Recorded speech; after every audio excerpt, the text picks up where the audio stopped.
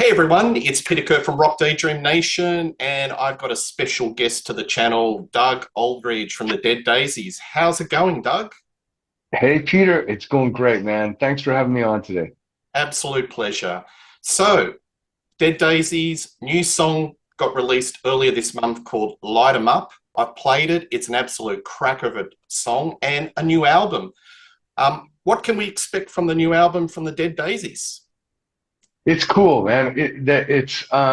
There's a bunch of songs that are very similar in terms of energy to, the stuff like Light 'em Up and Long Way to Go and kind of t typical Aussie pub rock type of stuff. A lot of energy. Um, and so there's half of the records like that. And then we did some twists and turns on this one, and we went deep on a couple of tracks. There's one in particular that is a track that we wrote. We were in Muscle Shoals, Alabama, and we wrote this track together in this really inspiring studio we were working at called Fame Recorders. And it's where Aretha Franklin and Wilson Pickett and all these people had recorded. And we just, I don't know, we came up with this track and decided, okay, maybe we'll use that down the road. And listening to it fresh when we were going through ideas for the album, it just felt like this is really worth finishing. And we did. And it's like, I think it's one of those, it's kind of an epic track, which the Dead Daisies is not really known for. So it's very interesting. It kind of picks you up here and drops you off way over there where you didn't really expect you were going to go. And that's pretty cool. It's like a cornerstone track for the album. What was it like having John back in the band? Great. I mean, of course, we loved working with Glenn. We had a fruitful output with Glenn. That was funny, fruitful output. But yeah, we did. We had a couple of albums with Glenn that were really cool and definitely slightly, different. Yeah, anytime you have a different singer, it's going to be a different sound. There's no changing that a little bit. But that's kind of what the Dead Days is known for is experimenting and having people come and go. And so John had gone for a bit, and then John came back. Last year we were talking to John about it because we were putting out this best of kind of release from last year. We wanted to do a little bit of a promotion for it and tour a little bit. And we asked John to come to the tour because I guess we were going to be featuring a bunch of the songs that he had written with the band and recorded with the band. And so he was up for it. We had a blast, and we didn't really talk about continuing on this year, but we all of a sudden all this music started coming out, and it was like, okay, what are we going to do with this? And before we knew it, the management had made a plan for us to meet up, and we worked in Nashville and, like I said, in Muscle Shoals, and it just net we got this album ready to come out. To answer your question in a short answer, John is kind of the quintessential Dead Daisy singer. He really covers everything from the John Stevens stuff to the Glenn stuff, and he puts it and makes it his own. And he's just got an amazing sound. He's super talent. Do you have to tailor your guitar style to John, which is different to maybe how you would have approached playing with Glenn? A little bit. I mean, it's not on purpose. It's just kind of what we write, like what we're into and what basically how it's always been for me is working with singers like John and Glenn and Coverdale and Dio. I basically am presenting these guys with music that I think they're going to be inspired by. You know, I I think am way past, have been way past the point of trying to push my own agenda. I never, I haven't done that since the 80s when I was a kid. Hmm. But now, and then even when I started learning that, it's like, if the singer's not into it, you're not going to record it. It's just not going to work out. Singer's got to be inspired. And unless I happen to write something lyrically and melodically that they like to sing, which could happen sometimes. But um, we tailored a little bit more towards what John wants to do, and we were tailoring it a little bit towards what Glenn wanted to do, just so that we could wrap songs up and see what we had. And John's a typical, he's a greasy, down and dirty. He's not really greasy, but he's a gritty singer, and just balls to the walls, and that's what he's best at. And so that's the type of stuff we started writing for him. And he of course brought a few songs of his own. He had them for a while and been saving them for the Dead Daisies in case. And yeah, so every time you make a change, there's going to be a slight change in the sound, but overall, there's always a thread. That's for the last 7 or 8 years, been me and David Lowy together. So that's been pretty cool. How do the songs evolve? Do you demo and then bring them into the studio, or do you sort of jam it out and songs evolve in the studio? It's all the above. Basically, there's no rules to writing with the Dead Daisies, because you can basically sit down together and jam something out backstage or on a tour bus. There's been numerous times when I've always got my phone, ready to. I've got it set so I can capture an idea or something. If I get an idea, and so I might be on the bus or something, and David's playing something that I've not heard him do, and I'll just record it. And then I'll take that away and kind of develop it and send it back to him, and he'll work on it. And then we'll have a little rough demo of it. And then John's got stuff that he would have a rough demo of. There was a couple of songs, well, one for sure, that John and Marty Fredrickson, who co-produced and co-wrote on the album, they had done, and they had it was almost like a finished demo. It was almost like an album. It was really well done. And we just kind of roughed it up a little bit, changed a few little nuances, but basically it was done. But we do all of it to come up with the songs. Wherever the song comes from, it doesn't matter. We're all going to work on it together to make it the best it can be. And then once we get it basically in the studio, we would kind of play it live, record those ideas, listen to them one at a time, make changes, get it as best as we can, and then we put it away. And then we come back. Marty, of course, is being the producer. He listens to all those ideas, and he'll start to write them down on a board, like, okay, he's really digging this one song, so that's probably something we're going to come back to and probably will be on the album. And you get on the chalkboard maybe 15 songs, knowing you're going to cut maybe 11, 12, whatever. And you just work on each one of those, and we would work them out to where it was like, that's a great tune now. And we'd record it right then. And that would be it. It would be recorded with the exception of maybe the lead vocal and certain guitar parts or something. But the rest of it would be ready, recorded. Yeah. Do you do a lot of takes, or is it like one or two takes and then that's a press? It's a good question.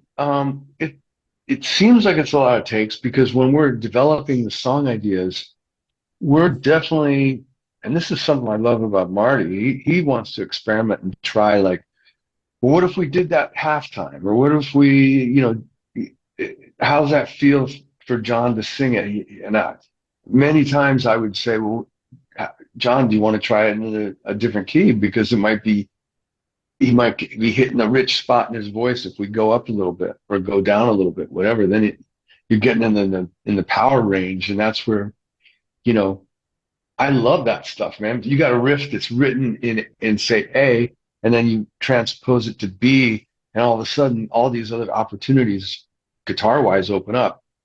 But again, to answer your question, I keep veering off the schedule here, but to answer your question, we do a lot of takes because we're trying it, and we get to a point where it's like, let's go have a listen. And then when you go into the studio, you have a listen, immediately you hear things like, okay, next time I play it, I'm going to do this. Or next time we play it, let's chop that part in half. It doesn't need to be that long. Or let's get rid of that whole part altogether. Or, you know what, this song, it's not working. Let's just forget it for now. And but once we get on a roll with it, and we're actually down to, we've got our sounds together and we're ready to go, we'll revisit those demos and play through them to see how they go. And then probably, let's just say we might take 4 takes.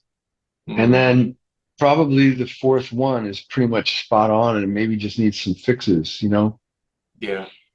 Yeah. But by that time, we've played that thing probably, 10 or 15 times. A lot of times we'll start it, we're going to record it, and it's like, nope, we just stop and start over. But we get 4 complete takes, and usually it's the last one that is probably the best.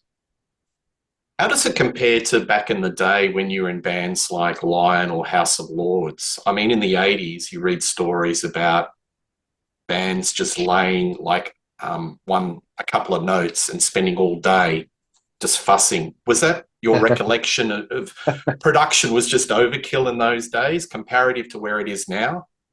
Not so much with those 2 bands you mentioned, because we were working with 24 track tape, 2-inch tape machines. And so you basically have 23 tracks to work with. You have to put a SMPTE code on the 24th track or 23rd track. I forget which one they would put it on, but it was a code that had to be there so that when you were mixing, everything would lock up to that code. But so you couldn't do that many overdubs. And the more times you run that tape back and forth, rewind it back, it takes a couple minutes or it takes a minute and a half to rewind a song back. Every time the tape goes around those rollers and across the magnets, all that stuff, little pieces of the magnetic particle fall off where they get stuck on the tape heads. And you normally would clean those heads and you get the black stuff off there.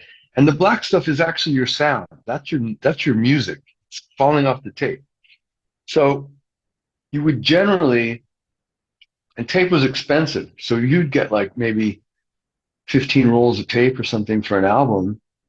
Each tape could hold 3 songs. Each tape was 15 minutes long. And you didn't want to mess with it too much.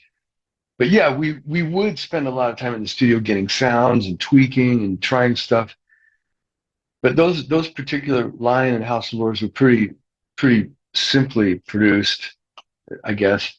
In fact, Lion, we mixed that by hand. We did not have an automated mixer that would lock up to that code. We had to do it like, we'd do it live. Like my fingers would be on the guitar tracks or whatever, and the singers would be on this vocal track. And then you'd try to get the mix and print it to another tape, and you'd go, well, the guitar solo is way too loud. Doug, you can't go beyond this mark right here. That's the mark for the solo. So here it is for the rhythm, then bring it up for the solo and bring it right back. But of course, being the guitar player, you're like, oh no, man, it's just a little bit more. So eventually, with that particular album, Lion, we'd like take razor blades down so that I couldn't get it past. And before the razor blade was going down, it'd be like, okay, there's the mark. And I'd be like, okay, I'm gonna hold the fader right on the mark, and then you put the razor blade on the edge of the metal of the fader so it can't go further. That's my spot. That's my high point. But I'd be like, wait, is it? It could no, it's a little bit more than that one. Push it was so silly. And but then to go to your point, in when Pro Tools or digital recording especially came out, then it was like everything was getting saturated with so much instrumentation. It was crazy, man. Something like you don't you don't need all that stuff. God bless. I learned so much from David Coverdale, and I loved working with him. But he had we all got into Pro Tools, and Pro Tools gives you the ability to do as many tracks as you want. And I'd do a part, and David would go like, I love that. Let's double it. So that means play it again. So there's 2 of them. And then I'd go, we need like a top line. We need like an arpeggio, something that, like, something that's a counter melody. Okay, how about this? Be like, yeah, okay, let's double it. And then it would be keyboards. That's great. Let's do it for the organ, piano, and strings, the same part. And then we'll figure it out when we mix it, which one is the best. And by the time we got done, there was like 180 tracks. And same thing with the vocals. You had four vocals of Reb, you had four vocals of Timothy Drury, you had all this stuff. Trying to mix that stuff was insane, man. It was like it's just so much information to try and we were producing it and engineering it ourselves because we thought we could, And sometimes it worked out, and sometimes we had to reel it back because it was just too much. Do you listen to a lot of your old material, or are you a very forward sort of guy? It's done, and I just keep moving on. Do you ever go back to the old records? I Old? Once in a while, I'll have a listen to a track or two, to see like um, some of the stuff. It's hard to listen to because in the '80s and stuff, there was so much. The one thing about there's always a lot of reverb on the drums and the Yeah, guitars sometimes, and it's hard to listen to sometimes. It would those types of productions don't stand up as well as the '70s. Maybe the '70s records still sound great. And not that I mean '80s records sound great too, but yeah, sometimes I like to go back and listen to, excuse me, some stuff I might have done with Dio or with Whitesnake. I even have gone back a couple of times to Dead Daisies stuff that we would record, but we didn't play it live, and I haven't heard it for a while. So that's kind of interesting and fun to hear stuff. But generally, I don't spend too much time listening to my own stuff from the past. yeah. Have you got any ambition to do more solo albums? Because you did High Centered in '94 and Electrovision in '97. Is that something that you'd like to do in the future, a solo album? I know I have a few bits and bobs of stuff that maybe I would do a song here or there or do something for TV or whatever. I don't know if I would do a whole album, but you never know. I mean, there's Mm, no plan for it, but you never know what happens in the future. Um, I I love to create that stuff, and it was really fun to be able to after being in bands for a few years, being able to just create melody and a vibe with my guitar only, kind of in the way like I mean, it got popular in the '80s, those instrumental guitar records, but in the '90s too. But my first experience with that was in the '70s was Jeff Beck, yeah, Blow by Blow and Wired, and they were just insane records. It was you didn't need vocals, yeah. right, Lucy? So you joined two very established bands, Dio and Whitesnake. Were you very conscious that when you were doing a lot of their hits and the older material that you had to replicate it, or were you allowed the freedom just to put a little bit of your personality into it? Naturally, it's funny because I talked to Ronnie about that when after we did our record in 2002. I talked to Ronnie when we were in rehearsal, like, how close do you want me to be to some of that stuff? And he says, well, just make it the best you think it is. If there's a melody that you think is good, then stick to that. But then you can do your own thing. But then I said to him, me personally, I love it when I go to a concert. I love it when I hear the song that I like played the way that it was recorded. And he's like, great, then do that. So I pretty much tried to replicate stuff.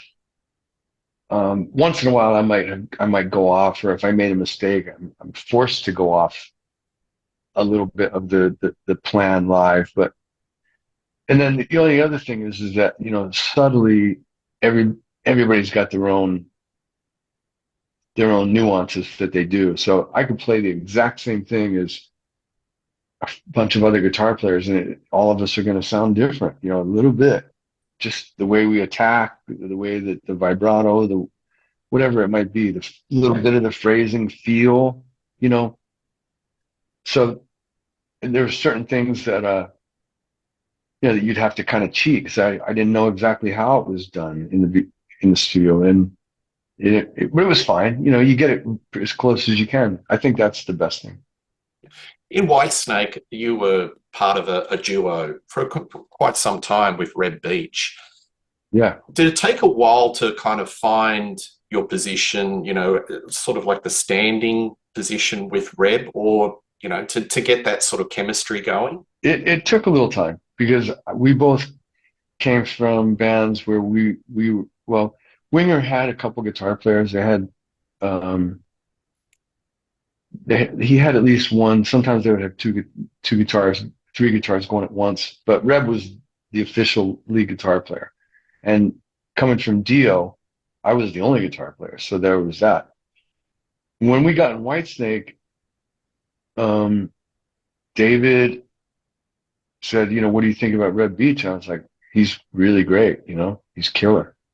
And Reb had been at, I don't know, maybe Reb had been asking David for a while if they could work together at some point. But anyway, he got me in, got Reb in, and he kind of said to me, you know, you guys just talk to Reb, you guys split it up how you want. You know, I'll leave it with you, Doug. And so I basically, at that time, we were just going to do 2 months of a tour. It was like, okay, let's split this evenly. Like, Reb, you do Here I Go Again, and I'll do Is This Love.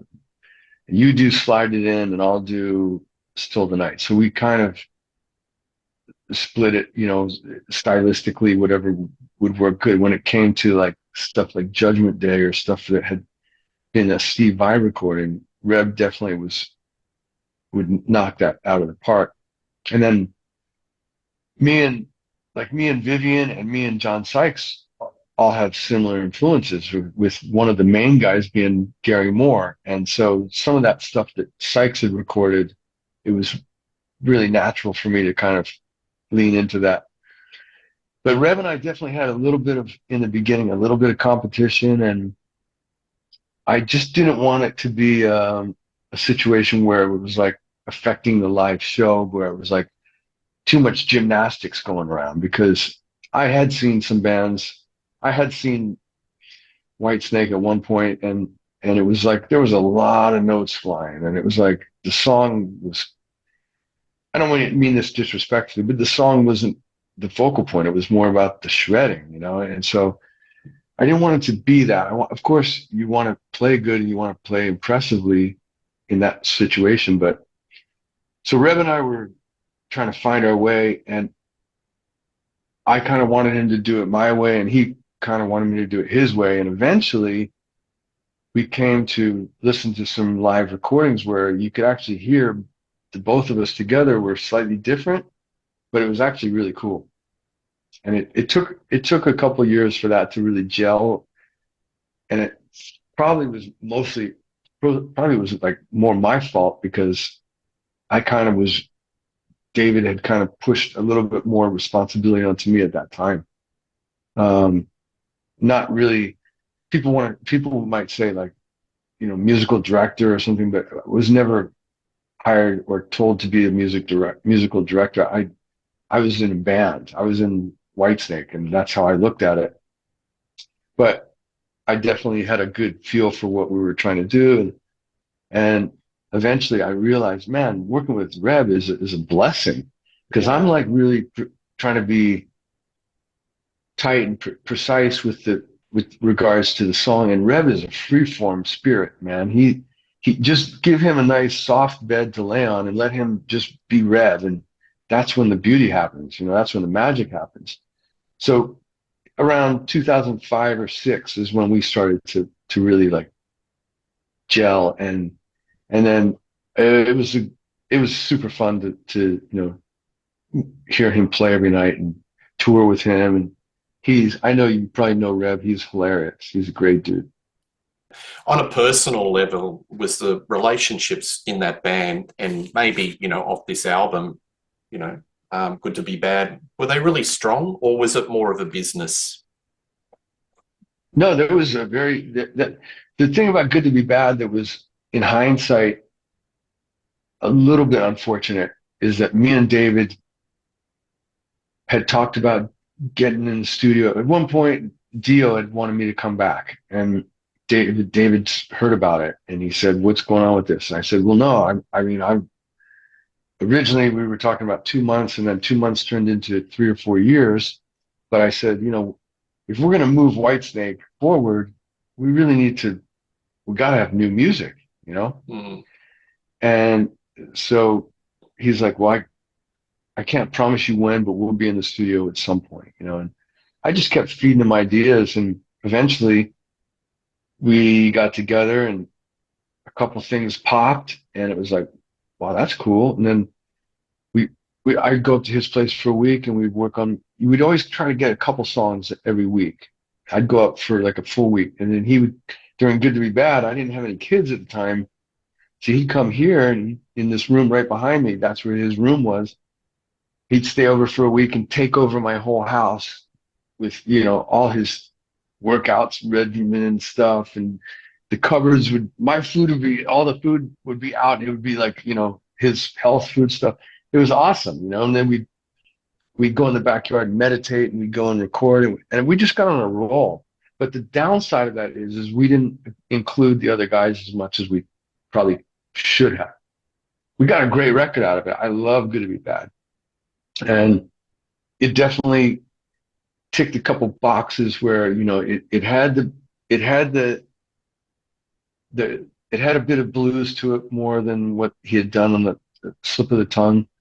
And then it also had the commerciality type of stuff, like some of the 80s Whitesnake stuff. So it was really, we just got on a roll. But you know, we wanted everyone involved and everyone did put their personality into it. But I think twisting, to give you the better answer, is to say that in hindsight, it would have been better to have everybody there at the same time working together, as opposed to just me and David.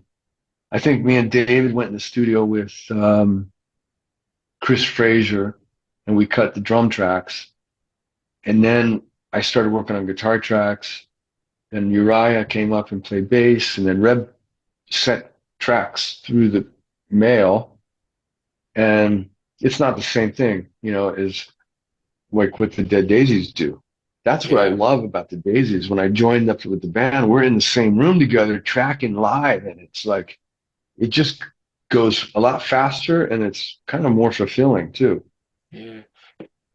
How do you feel about you being in a band and you see characters, you know, sort of band members come and go? Like, you know, like Richie Blackmore's Rainbow, for example, they've had about 300 people come and go.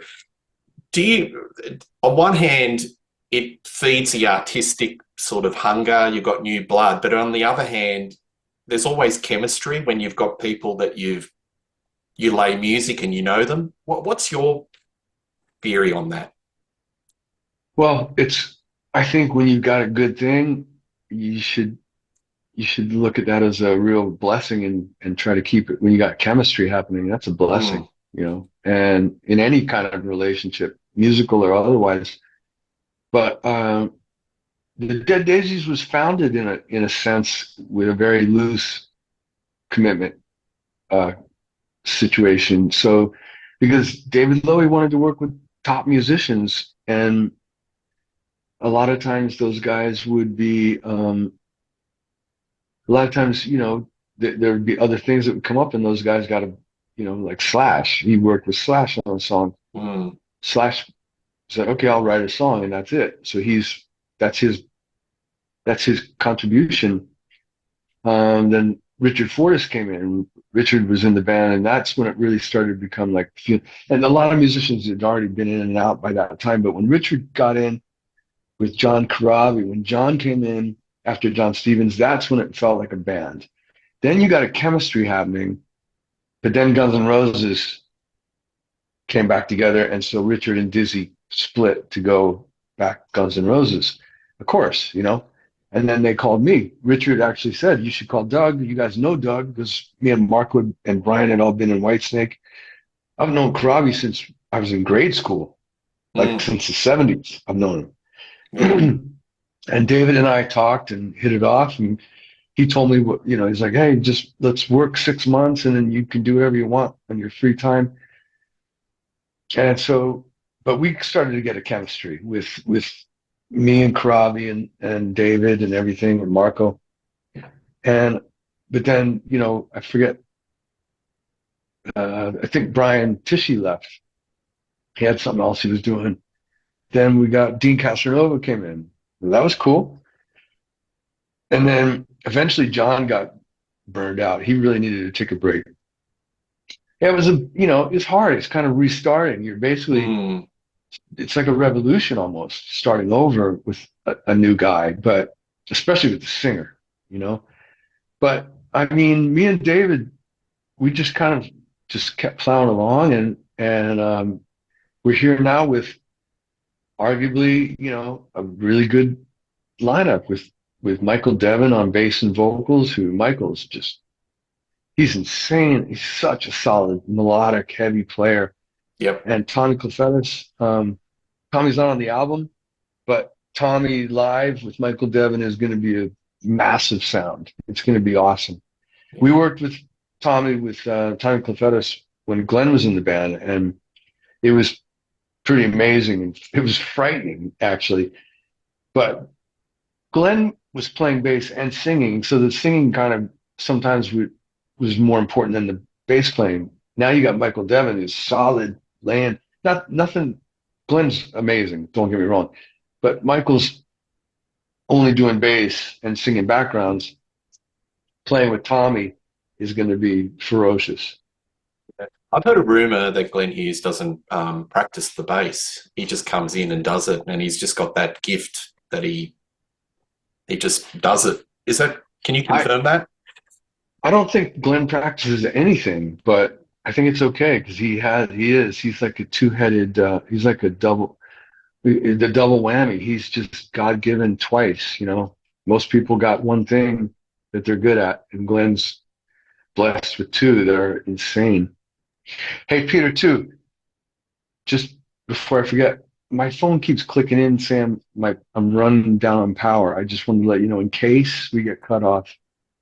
Yeah, that's know cool. In case we get cut off, know that I love you. All right, I appreciate that's cool. I appreciate you, but yeah, no, Glenn is no, he wouldn't practice. He'd come in rehearsal and be like, "Can we? How's that song? Oh yeah, all right, okay, I remember." And then it would be like, he's got it. Yeah. And when Glenn could, like, he knows he could write a song in 2 seconds. Like, I gave him a couple times a piece of music, and I was like, Glenn, I hear you on this. I know you could kill this. He's like, maybe we'll work on that. How about this? Let's work on this thing. And I'm like, okay, we'll work on that, but then let's work on mine because I know you can kill it. Yeah. And he's like, no, I don't know, man. And then I go, Glenn, come on, man. Just sing, just give me something. Try. And he'd sing something. I'm like, see, I was like, Glenn, see, man, that's fucking unbelievable. What are you talking about? He's like, well, it happens sometimes, Doug, I'm like, yeah, that's what I was telling you. I heard you on it, and now look at it. There it is. It's amazing, Just one of those guys. He's just phenomenal. But Corabi has got his voice is phenomenal, and it's like he is. I just want to say one thing about Corabi, Pierre. Is this guy is bullet? Don't want to jinx him. Yeah. But this guy's bulletproof. He's a great frontman, a great singer, and he's as good in his way as for me. He's just as valuable to me in my career as Contrarians and Dio and Glenn and all the people I've been blessed to work with. Corabi is a badass, and his voice is bulletproof. He would be on the road coughing up green shit, definitely ill. And it's like, John, you better gonna go to the doctor. What are you talking about? Like, well, we got a gig tonight. I'll be fine, whatever, man. It's just like some kind of like stupid cold thing, man. I gotta quit smoking, It's like, yeah, you do. And then you get on stage and it was like, bam, every night. There's not a lot of singers not a lot of guys can do that. Yeah. World tour. So you're going to be doing America. You're going to do Europe. How do you find the audiences comparative? America, Europe? Well, I mean, our audiences are a little bit smaller in America. I think just our style of music is more like clubs and theaters and stuff like that. But in Europe, it's packed. A club or a theater would be packed, and every night we do well, and we're grateful for the fans that have stuck with us individually and collectively. So we're very excited about. We got the U.S. starting um, in about a week and a half. We start rehearsal, and it starts in the beginning of June in New York City, and then we in September we go to the UK for 2 or 3 weeks, and then in November we go for 3 weeks or so to Europe and hit a bunch of places, Germany mostly, probably mostly Germany, and in that main central Europe for this particular run. But we want to hit everywhere on this record that we can. Anybody will have us. Yeah, well, We need it's to come down to you guys. well, That's what that's we what need I'm to do. saying. It's been a while. So maybe a 2025 tour could be on the cards. Well, I'm let's pray for that because I've only been to Australia once, and that was with Whitesnake, and it's been too long. I got to go. Yeah. I So, actually saw you on that show. That was fantastic. The good oh, to be cool. bad. But hey, when you travel the world and you have downtime, are you very much still sort of get the guitar out and jam, or do you go out and do a bit of sightseeing? I do in the morning like to check out the town, get coffee and stuff like that. Once in a while, if we have a night off, we might go out and eat. And I do like to try and keep in shape, so I'll work out or run or something. And then, of course, I have a guitar with me all the time. Hmm. Every room, every day, every plane, every bus, I have a guitar so I can, if I get an idea or if I want to play, if I just want to look at it, if I just want to hold it and plunk around because I don't know what to do with my hands, then I have a guitar. So it's important. Are you always looking for that special note or that tone? Is that your ultimate Yeah, goal? I'm always chasing the tone, and I just posted yesterday about we're working with Black Star amps, and I had just done a benefit for a cancer research for that is the Stand Up and Shout Dio cancer research, and so many people. I just got this amp redone to get ready to go on the road. In fact, I got all of our Black Stars kind of gone through. They were fine anyways, but man, I hadn't heard this amp in a while, and I got to crank it.